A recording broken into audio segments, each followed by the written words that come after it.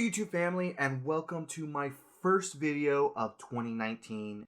And the year is pretty much over, right? That's right, it's been almost a year. Actually, I think by now it actually has been a year since my last YouTube video, and I do apologize for that. I just got burnt out with YouTube at the end of last year, and I decided to take a little bit of a break.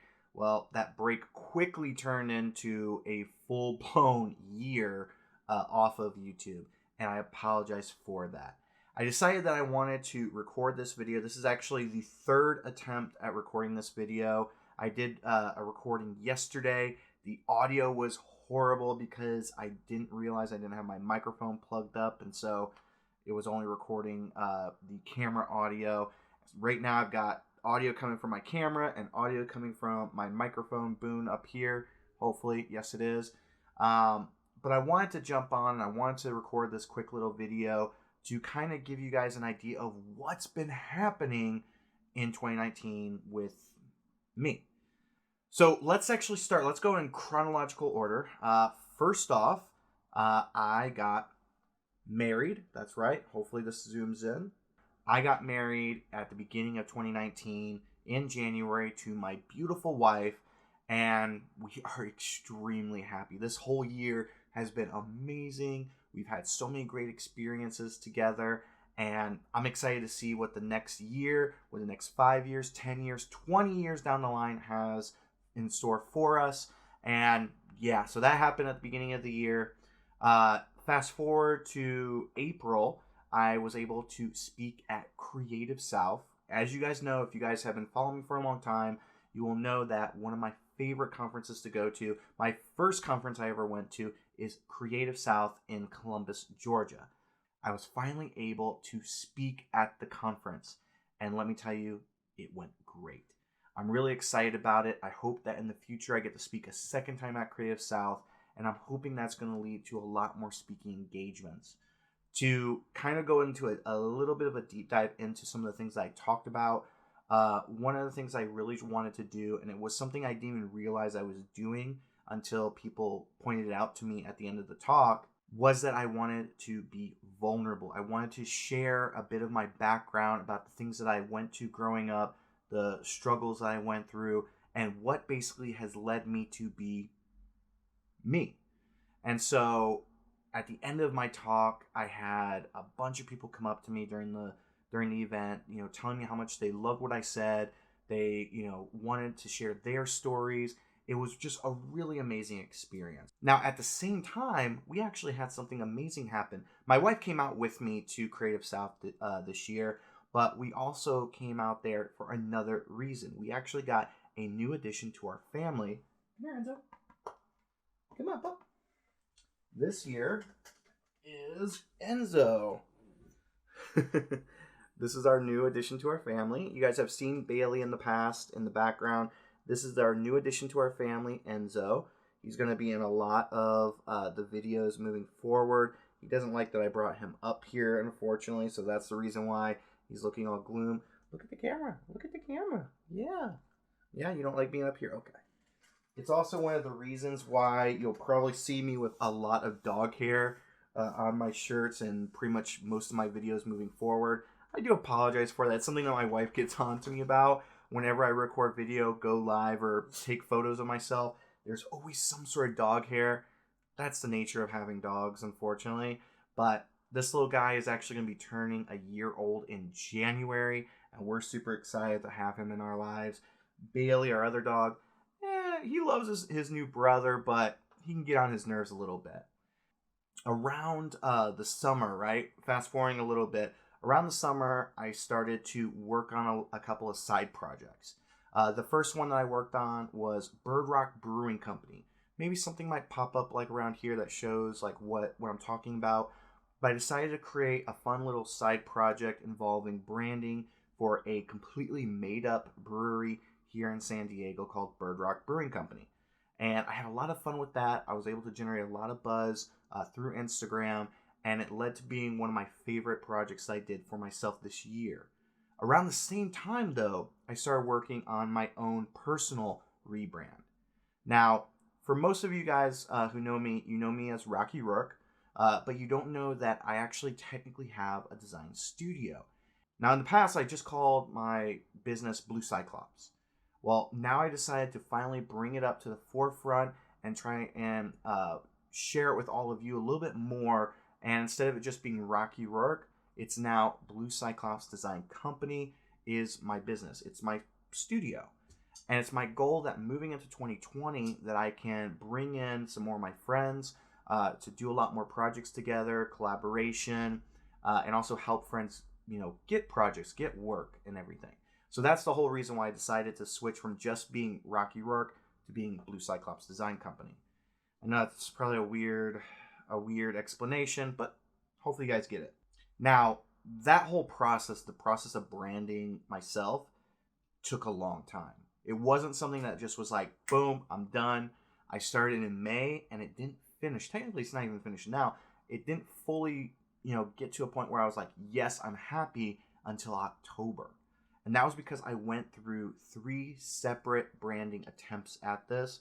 The first 2 fell flat on their butts. It didn't work out. I was a little disappointed, and so I ended up taking a month off of working on the brand.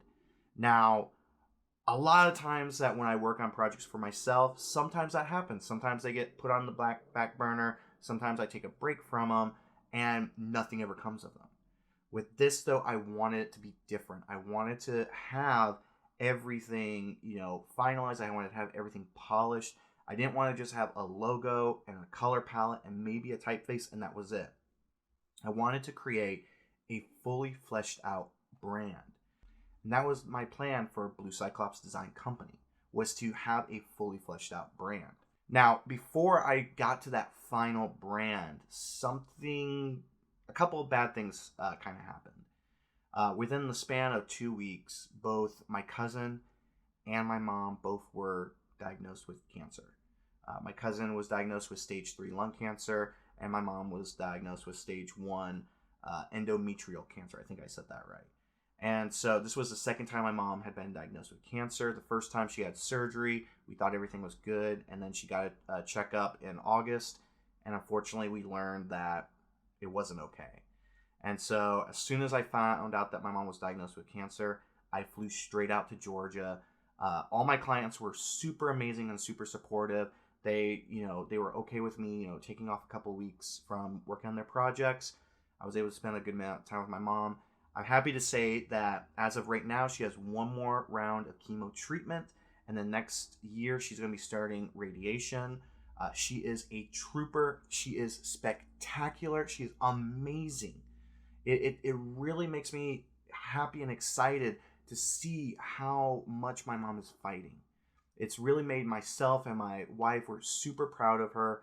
It's been a really hard time, especially for me because I live, almost 2,500 miles away from her. And even now as I'm speaking, like I can feel like the emotions, I can feel my goosebumps coming up because, I miss my mom and I feel so bad that I'm not there with her at her cancer treatments and everything. But I'm so proud of her and how hard she is working, how hard she is, keeping strong and everything like that. But after she got diagnosed, I came back. I was playing a bunch of catch up, trying to catch up with those projects I went on hold. And all of a sudden I was like, you know what? I need to pick back up my brand. I need to work on my brand because originally I wanted to have my brand done, by I don't know, I think it was July or August. That didn't happen. And so I decided to pick it back up. I was finally able to get traction on the project when I found a typeface that worked perfectly. Now, I was flipping through my fonts. I love doing that. It's one of my best ways of coming up with ideas for logo types.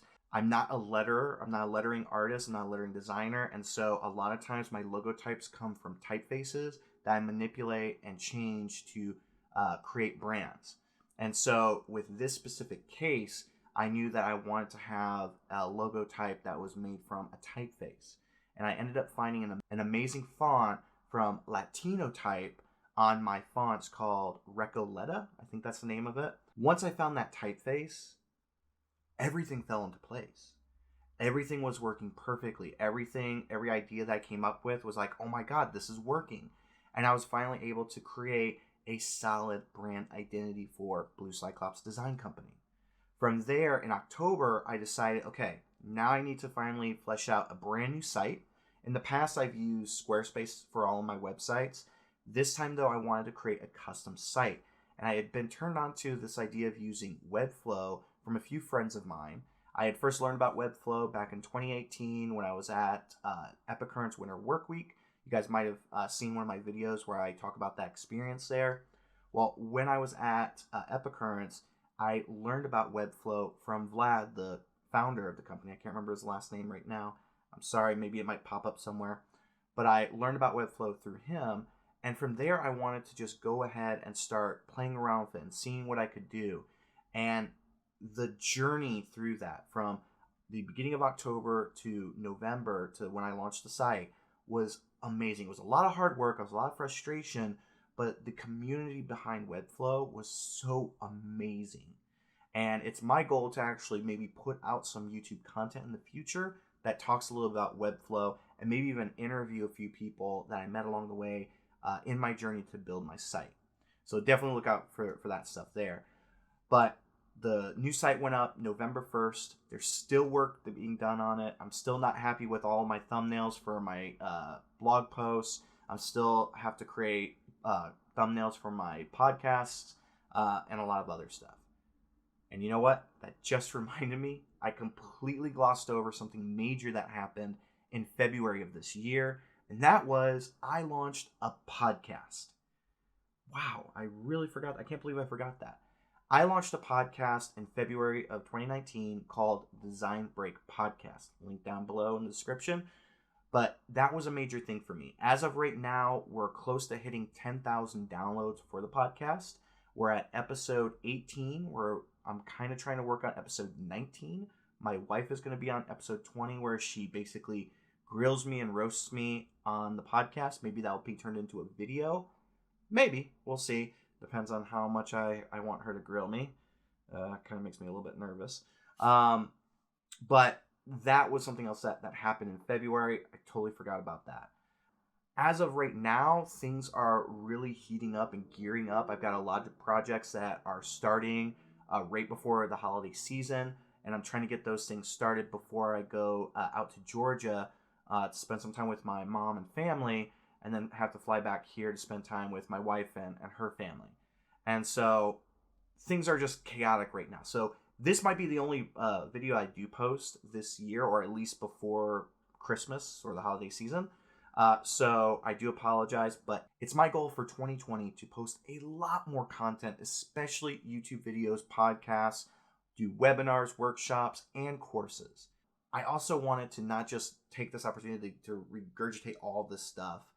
I also want to talk a little bit about some of the other things that have been happening too. And one of the reasons, beyond just the fact that I got burnt out on YouTube, why I didn't post as much YouTube videos.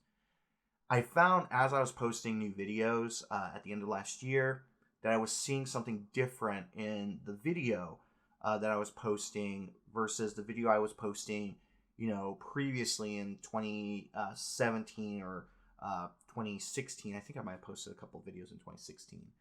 And that was, I was gaining weight. I was gaining weight. To give you guys an idea, I gained between the time that I went full-time freelance to today, probably about between 50 to 75 pounds.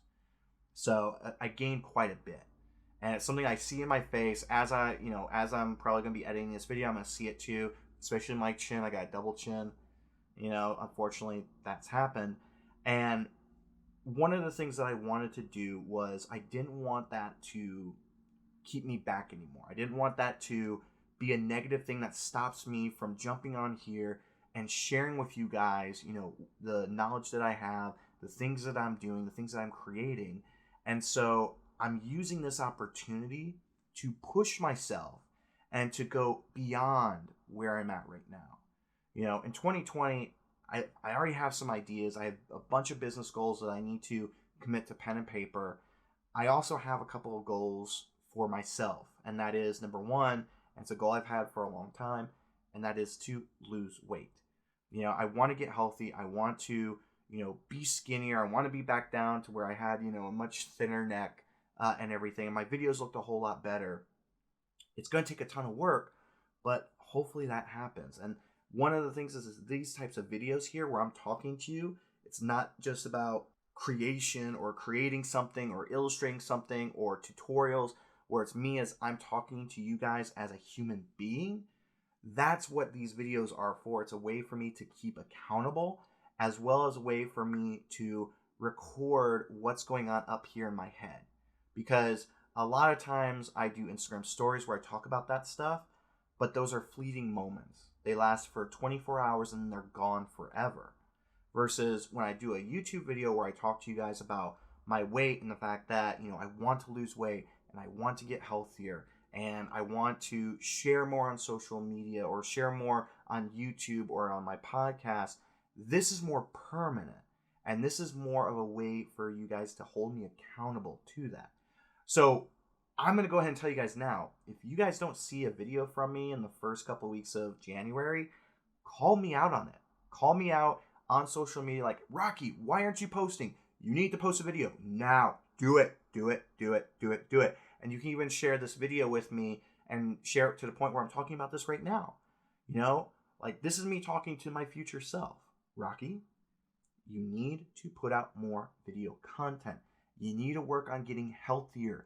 You need to stop eating fast food, which yes, I'm guilty of that. But you need to get healthier and you need to continuously post because that is what's going to help you in the long run to share more with people and to also be accountable to yourself. I know that's so weird, right? Why did I just do that? I don't know. That's what I like about doing this too, is because sometimes the stuff that I put out into these videos may not fully make sense, but at the same time, they are fun. So that's kind of like an outlook of like what's been going on with me this year in my personal life and in my business life. I might do another one of these videos later this month where I talk a bit about the projects that I did a little bit more beyond just like what I just said. I think that doing a 2019 year in review video might be a lot of fun. It might be fun for you guys to see some of the work that I put out and some of the clients I was able to work with. But I think for now, I think that's it for this video. I think, we've been going on for about 20 minutes. The last video I did was almost 30 minutes long, so I guess I'm doing a little bit better here on time. But I want to end this video like I end all of my other video content, live streams, podcasts, Instagram stories, whatever it is. And that is, to always remember to stay passionate about the things that you're doing. Once you lose that passion, then you're not doing something you love. You're doing something half-heartedly. Always stay positive because there's going to be negative parts that happen, negative things that happen. I mean, look at what happened this year. My mom got diagnosed with cancer and everything, but I stayed positive. I stayed, I pushed myself forward, and she stayed positive too. And 3, always stay creative, right? I know I was probably just doing that. That's 4, right? 3, okay? 3. Stay creative because being creative is one of the most powerful things that we have as designers, illustrators, letterers, photographers, videographers, animators. Being creative is one of those most powerful pieces to who we are and what we do that people can't take away from us.